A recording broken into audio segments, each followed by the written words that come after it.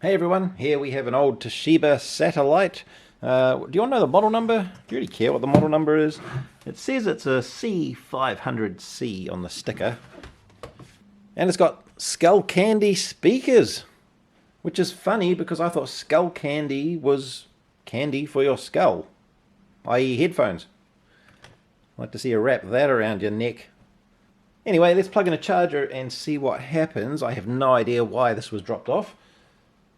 Plug in the charger. Do I have a charge light? Look, we have orange light. So, will it turn on? Oh, it's turning on. What's the go? There's a CD in the... This is old, this has CD.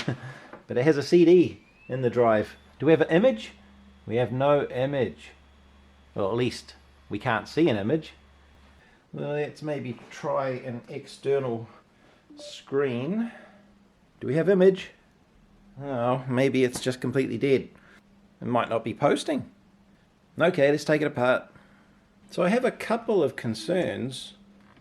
I took the RAM out, turned it on, and there's no beep. I would have expected some kind of beep to say, where's my RAM, you know? Then I thought, what about the BIOS? Is that alright? Is it even reading the BIOS? There's our BIOS chip.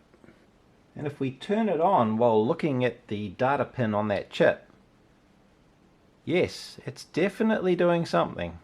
So now I'm thinking, the fact that it doesn't know to beep or anything like that, maybe it's a corrupt BIOS. So let's load another BIOS, because I'm not too sure where else to go from here. BIOS chip off. Select our preferred adapter. Maybe a little bit wide. Ah, that looks good. Squish that down. It drops into place. Perfect fit.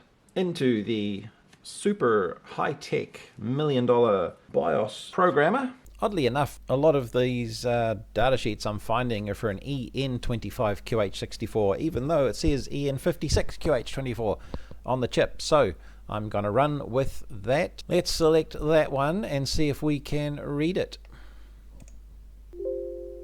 Bad pins. Okay, let me just wiggle the contacts a couple of times and make sure that the pin is sitting in there and making contact. Try again. There it goes.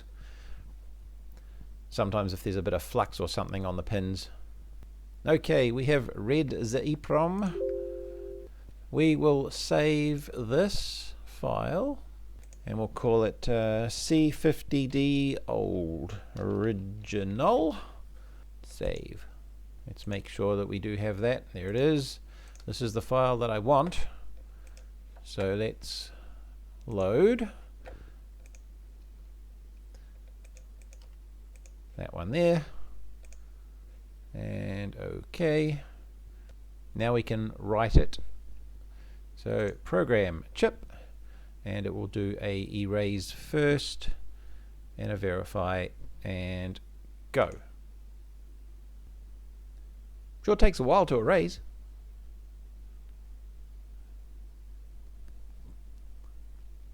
And verify. Done. Right. Back in the laptop. I will add some fresh solder to the pads.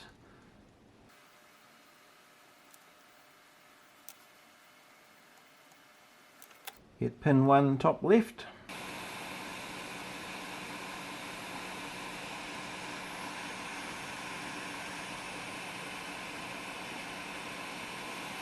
Get that power connector in. We only need power screen and power button.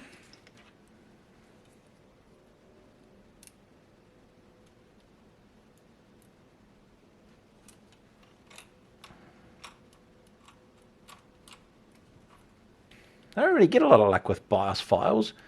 They're very, very specific. Turning on. What's going on there? Do I not push the power button in all the way? Okay, so that doesn't turn on. And we now have a squealing noise coming from one of the rails. That doesn't make any sense at all. We have no shorts on the BIOS pin. Maybe that's a normal squealing noise. Let's just have a quick check. Ground. No, we have not created shorts. That's all normal. Maybe I just never noticed that before. That's really, really strange. But it doesn't turn on. So that tells me what? What have we done? It's probably the wrong BIOS file. I've just reflashed a different file. This one I found by searching the model number of the motherboard. Maybe that's a more exact match than generic search for the C50D model Toshiba. Seems to be 100 different BIOSes out there for a C50D. And I was wrong. I said at the start of the video it was C500, but that's my poor eyesight. Get the screen attached, get the power attached, get the button attached. Let's hope I didn't kill anything with the wrong BIOS file. Imagine if it tried to make the hardware do something it wasn't supposed to do. Charger in. Does it turn on?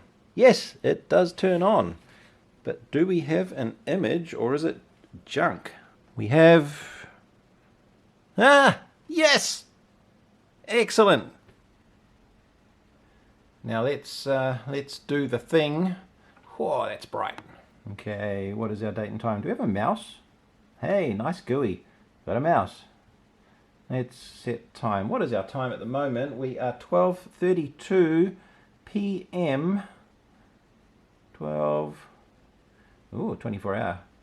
12. Tab.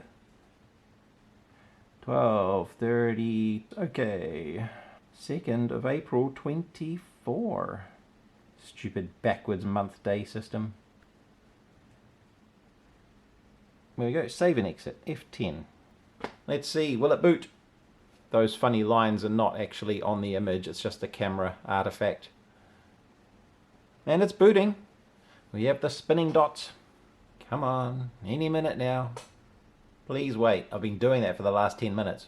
There you go, David. You now have a laptop that works again. You're welcome. Okay, don't want to do any of this stuff. Must be a fresh install perhaps. Whoa, it's huge! Look at those icons. One last thing to do is maybe just check the battery charges, I suppose. And as you can see, the battery is plugged in and charging. And we have 0% available, so she's pretty flat. But it is acknowledging that it's plugged in. There we go. Let's make sure our CD drive works after rebooting, because it doesn't do a hot swap. And that looks like it's reading. So there we have another one. Hopefully that was a bit of a tip for you, because as I say, I don't have a lot of luck with BIOSes. I don't really have much to do with having to reflash BIOSes.